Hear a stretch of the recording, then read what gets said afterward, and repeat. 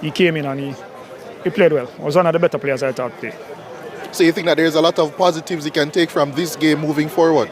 Yes, I mean, one of the most difficult things in football is to create chances. And I thought we created a number of chances in this game. Some 50-50, and chances that we should have taken at least one.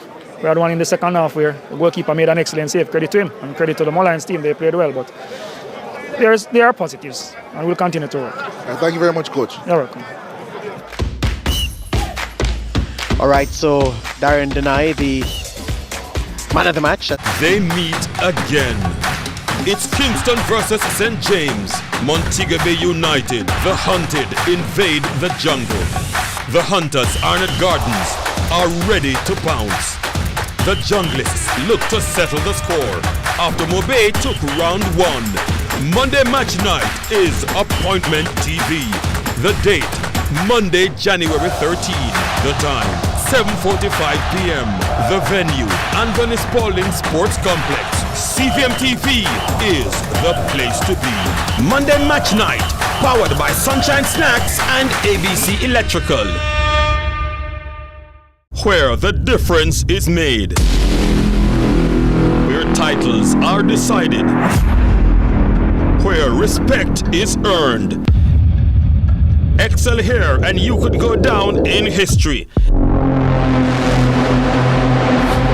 It's the final third. CVM TV's weekly JPL preview show every Sunday, starting 30 minutes before our live broadcast. Get insight, analysis, and hear from your favorite players weekly, just before we bring you our feature broadcast for the day. Move from defense to attack and join us in the final third. This and every Sunday until the end of the JPL season.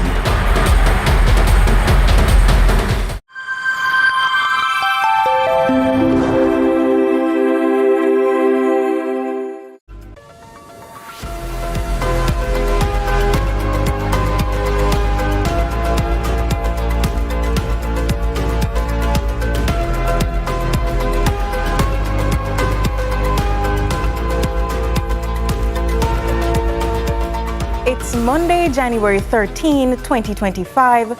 You're watching CVM News at Noon. I'm Courtney Lewis. Grief filled Breadnut Hill Primary on Monday following a fire in Walkerswood, St. Anne, which claimed the lives of 3 siblings on Sunday.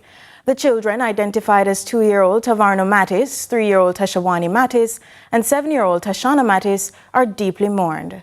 The principal remembered Tashana as a reserved soul. Tashane was a very, very quiet and shy child. So unless you have a direct interaction with her, some of them would not remember her. The grade 2 children in the class she was indirectly, those are the students are mostly affected. No. We have other students, because I was passing and heard a student say that she's so scared.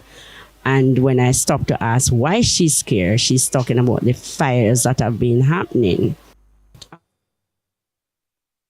The police in St. Anne are talking tough with more seizures and arrests following a series of marketplace operations in the parish since the start of the year.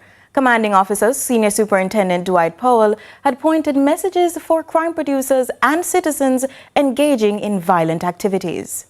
The litany of praise for crime fighters locally in 2024 is soon appearing in the rearview mirror as criminals and violence producers push on in the new year.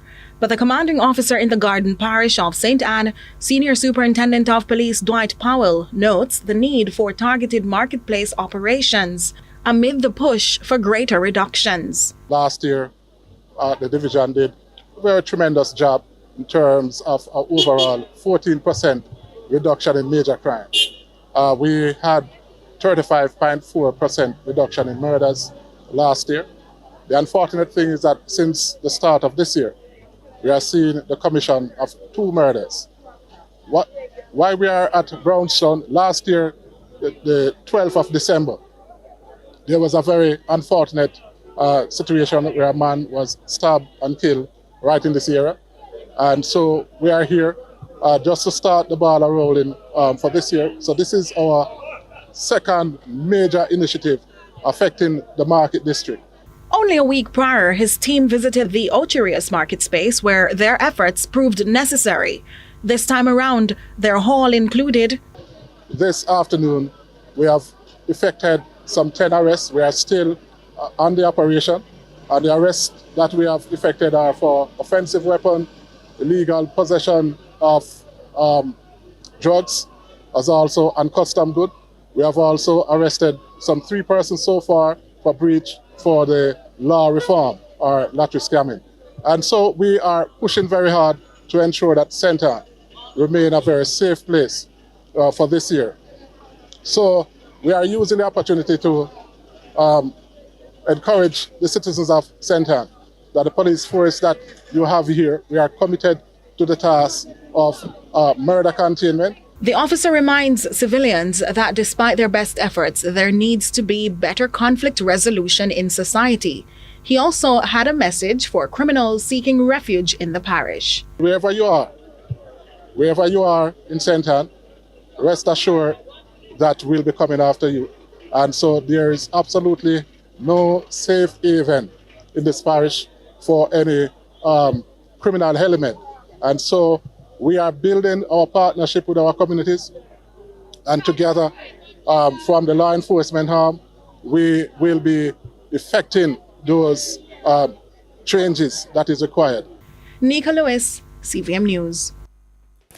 In addition to the removal of regular waste disposed at the dump site in St. Thomas, bulky waste remains a priority.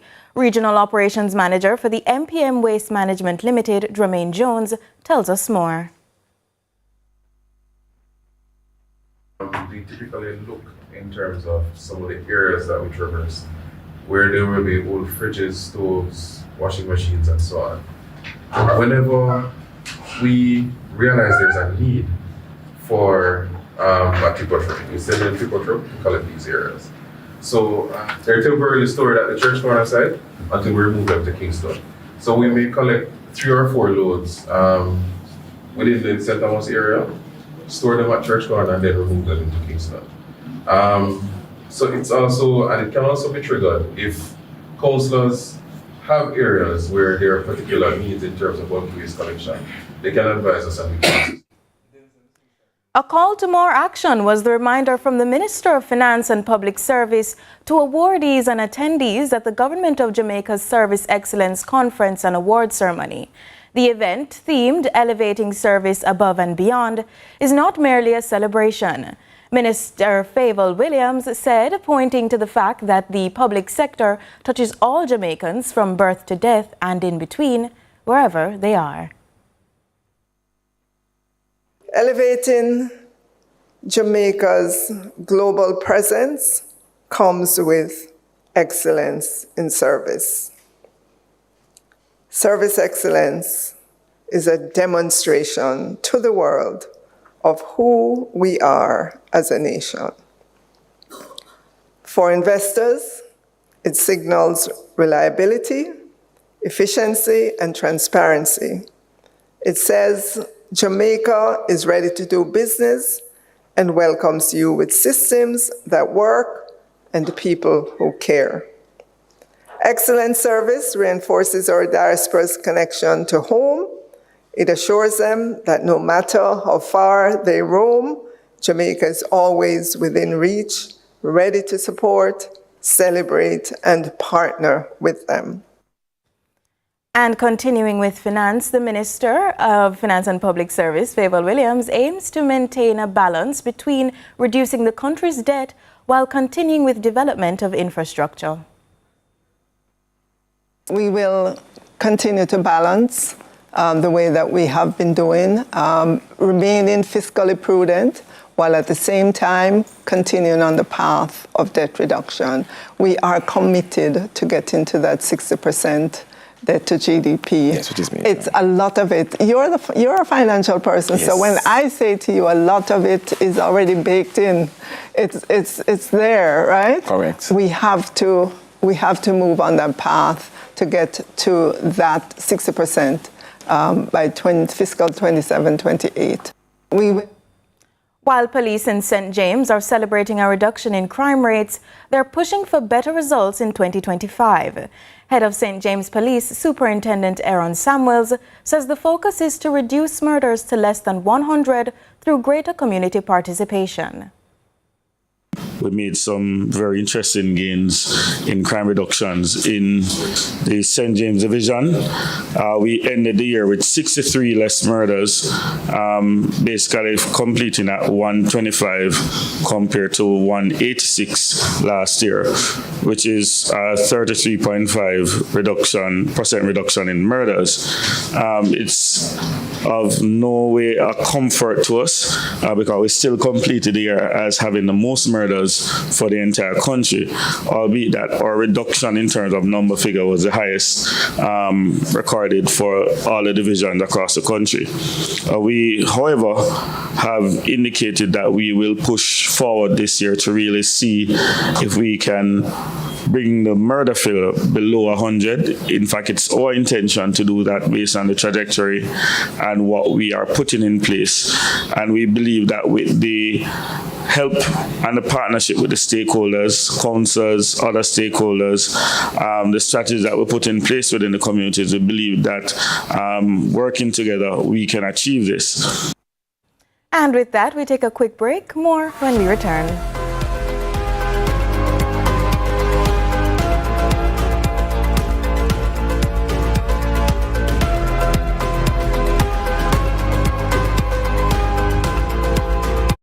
Are you confident that you are the legal owner of your property? Take action to secure your property ownership. Get a registered certificate of title and become the legal owner of your property. To register your property and obtain a certificate of title, you will need to provide a tax registration number (TRN), a valid government-issued identification, a survey diagram, documentation to prove ownership, up-to-date property tax certificate, the names, addresses, and occupations of 2 neighbors over the age of 50 who are not family members and can give a declaration on your behalf, proof that you have been in open, undisturbed, and undisputed possession of the property for 12 years or more.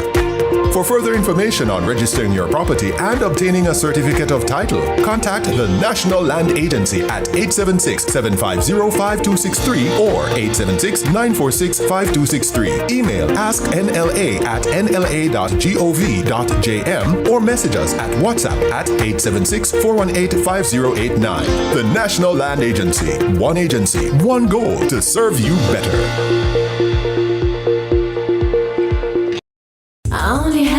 Make yourself comfortable in authentic Hanes underwear. Nothing beats the never out of style ultra soft 100% premium cotton Hanes underwear. Hanes Comfort Fit V, crew neck and A shirts, absorbent Hanes socks, Comfort Flex Hanes boxer briefs for men, and stylish itch-free Hanes underwear for women and kids. Make yourself comfortable this holiday season, inside, out, and underneath with Hanes underwear for that cool all-day comfort everyone deserves. I only have Hanes for you.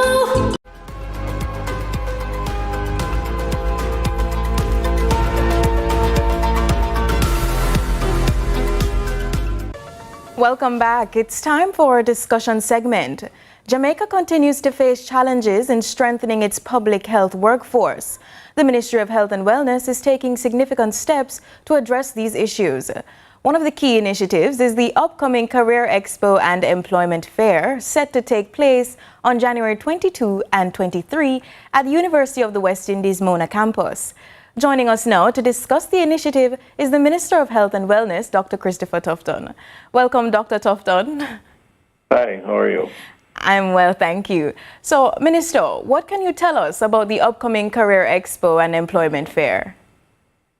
Well, it will take place on the 22nd and 23rd of January. That's next week, Wednesday and Thursday. So full 2 days from 9 in the morning to 8 p.m. It will put on display over 20 categories of public health careers. So persons who are interested in pursuing a career in public health, it's not just about doctors and nurses, it's biotech, lab tech, pharmacists, and various categories of doctors and nurses, of course. They can go and get all the information. There'll be booths there with information packages and persons to explain. And then beyond that, we will have a job fair. So we're going to be advertising a host of jobs that are available now in public health. and persons can actually come and do on-the-spot interviews as part of trying to fill some of those gaps which we have. Our special guest will be the Minister of Health from the Philippines. Philippines is a big area of healthcare workers and a provider of healthcare to the rest of the world.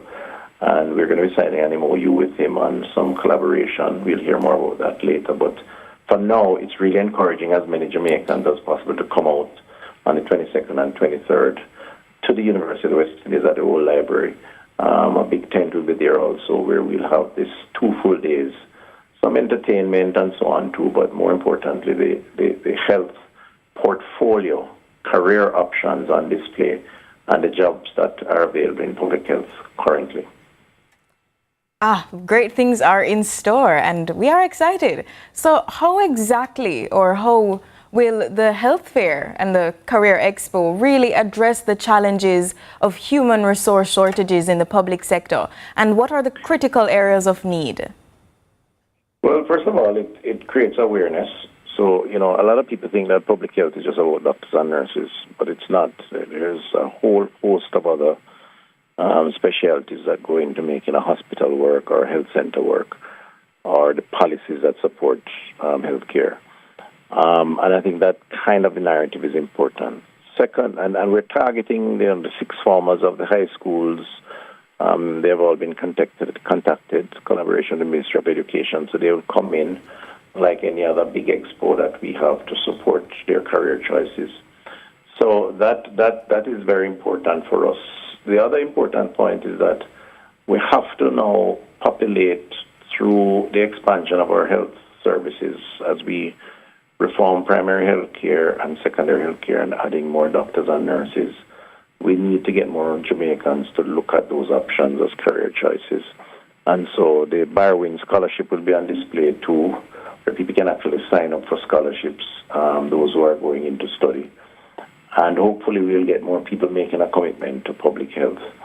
The areas of shortages are known, certain categories of nurses, the specialized nurses, critical care, operating theater, and so on, certain categories of medicine, doctors in the specialized areas. There are shortages in parts of the country where people may not want to go. We have posts in parishes like Portland, Sablamar. So it's also a case of having people choosing to work in healthcare but staying in the cities as opposed to going into the countryside or other parishes, rural parishes. So where we can provide clarity and give support, we will during the job fair. And, trying to fill posts based on migration, which we have every year. Hopefully getting people to look at the opportunity to train and to remain within the system via the Barwin Scholarship. And how do we incentivize, or how do you incentivize people who are going to go to the parishes that others would not want to go to? Well, there are many ways to do that. I mean, first of all, we have to find out why people don't want to go into some of these areas. But we have an idea. I mean, issues of housing, for example, is one. It's really about the unknown and feeling more comfortable where they are familiar and where they think there are more amenities, school for their children, housing, security. So we provide that kind of information around why those areas can offer all of that and more, and where the system can assist in helping to secure some of those facilities or amenities, then we also are able to respond to that. So the conversation is important. Could you share more about the ministry's partnership with the Ministry of Education, Skills, Youth and Information, and how will this collaboration benefit the attendees? Well, anything to do with education, even in the health space, has to involve the Ministry of Education. So we're collaborating with them. They're helping us to mobilize the schools, the sixth form students. They have the authority over those institutions. They're also putting on display like the Heart Trust and some of the health-related training areas that they offer. So it's an important collaboration because part of the objective of the expo is to get more Jamaicans, young Jamaicans, to pursue a career in public health. And they're now at the stage at the level of the end of their tenure in high school where they're going to be exploring all of that. So we're trying to help that process or the decision-making process. So, Minister, will this be an annual event, and how many persons are you looking to impact? Well, it will be determined whether it's annual or not. For now, it's a start. We expect to pass through there, based on the schools and so on, anywhere between 6,000 and 10,000 people over the 2 days. It's going to be a big expo. And the job fair component we expect will attract a lot of people. How will it impact them? Well, they'll leave with greater knowledge of what the opportunities are. They'll probably leave with a job offer in some instances. They will leave with a